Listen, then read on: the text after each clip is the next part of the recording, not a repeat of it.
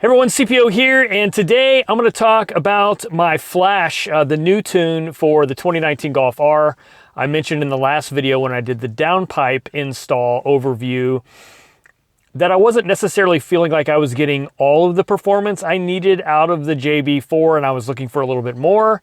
And so now I'm moving to the next level, and this is it. This is what I'm going to do. This is the GIAC Flashloader Mobile. So pretty excited about this. This video, I'm actually going to go through the install with you, show you what's involved in flashing your own car. I'm sort of a DIY guy, so I like things that I can do myself. There are a lot of flash tunes that you have to take to a dealer or to some other tuner. I like to sort of do that stuff on my own. So that's one thing I like about this particular tune with GIAC is you can do this yourself. They will literally send you, which they did to me, this is the Flashloader Mobile, and then they send you a USB drive with files you need for your particular tune. Now they do have several different tune options. You can go to their website, giacusa.com, and look at the options.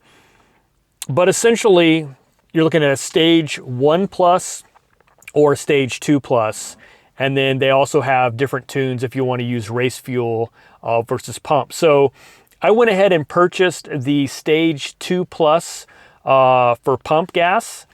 And the interesting thing there is this particular car, the 2019 Golf R, they've made some changes to the part numbers. The ECU is a different product than previous year models. So the stage 2 is still in beta testing, so I'm expecting to be able to get that very soon. In the meantime, I did the stage 1, which the results were interesting to me. I'll share that. I'm not going to do it in this video. The next video, I'm going to show you the results of my testing of this tune with the stage 1. Again, I have some intake work, inlet pipe and inlet elbow, and then I have a downpipe and an aftermarket drop-in air filter. So those mods and the stage 1+, I'll share with you surprising results actually, and also I'll share how things compare to the JB4.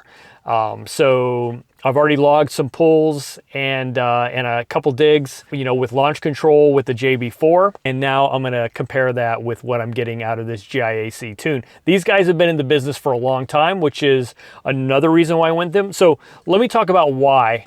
First of all, the ability to do it myself, right? They send you everything you need to tune your own car. And I'll show you how that went in this video. They have been in the tuning business for a long time. As a matter of fact, right now, I think they also just had a Mark 7 GTI break the record for, I think it's quarter-mile time.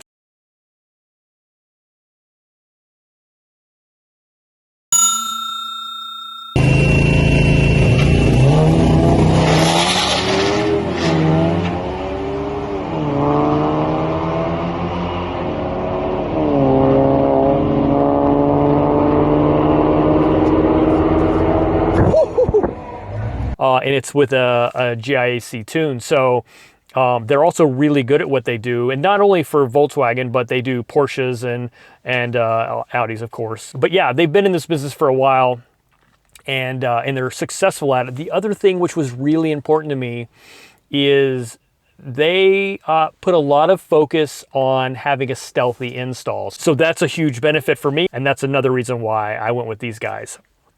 Also, they have some local dealer support if I need it. Their telephone support has been great. Yeah, so that's it. So this video, I'm going to install a stage 1+ tune. And then as soon as I get, so I ran that tune, pulled some logs. The other thing about this is it does have a logging feature, which not a lot of tunes have, right? This guy can also log. There's a switch here on the side that allows you to select. There's 4 selections. The top one is going to be your standard tune, whether it's a stage 1 or stage 2. Right now mine is stage 1. Here pretty soon that'll be stage 2. The next one down is the stock tune. If I want to go back to stock at any time, I just set it to the number 2 position, go back to stock. Number 3 is to read and clear engine codes, which it can also do. also cool. And then number 4 is the logging position. So I can just plug it into the OBD2 port and with it in position 4, and it will just start logging, which is cool. So I've pulled some logs already, and I've sent those back to GIAC, and they are reviewing them. I'll tell you how that went and why it's interesting in the next video probably.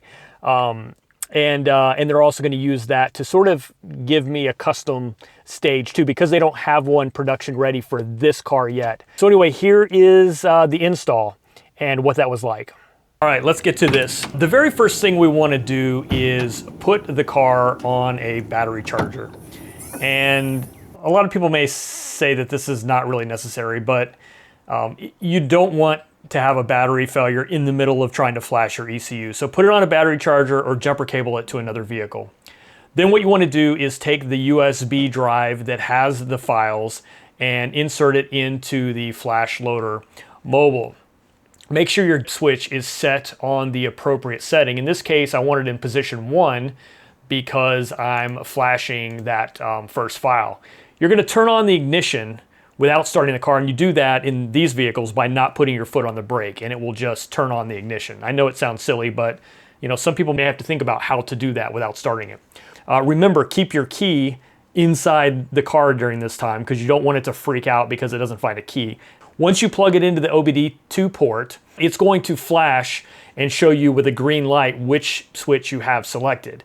And it's going to continue to flash faster and faster. During this time, nothing is happening other than it's telling you what your selection is. So if you've got the wrong one selected, you can pull it out now, change it, and nothing's happened. Once it gets to that point though, the other green light starts to flash. It's starting to prepare for the actual flash of the new file. On the right-hand side here, you can see you've got the 4 LEDs that are associated with the switches. Those are also an indicator of how far along in the flash process you are. Another thing to note is that you're going to get a lot of weird errors showing up on the dash, and that's perfectly normal. It all goes away the very first time you start the car. It's good to go. So you'll see the incremental progression down these 4 different lights. It'll blink, it'll pause, it'll speed up, it'll slow down. All that's going to happen. And when you get down to the very last light flashing, you know you're getting close to being done.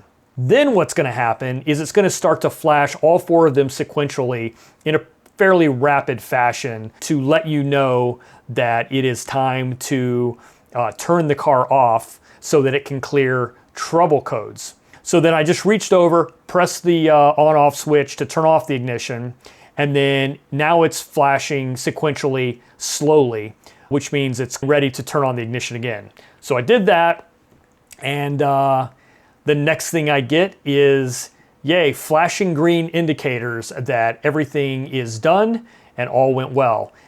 You have just flashed a new tune to your car. So that's pretty awesome. So next thing I did at this point is just go ahead and turn the car completely off, remove the Flashloader mobile, and then I can also disconnect the battery charger from the battery. And all that's left to do now is just start the car. Bam, look at that. Looks like it's working. All right, guys, that's it. That gets me to where I am right now. So I expect next week I will have a different file that I can use to up the tune, probably to that stage 2 level. I think we're going to go sort of incrementally increasing the capabilities and be a little more conservative on ramping up because we're still in sort of beta testing stage. I'm not necessarily beta testing for them, so don't take that the wrong way. But I mean, I kind of am because they're willing to work with me, so I'm going to take advantage of it. Anyway, guys, stay tuned. More to follow on this, and I'll catch you on the next one.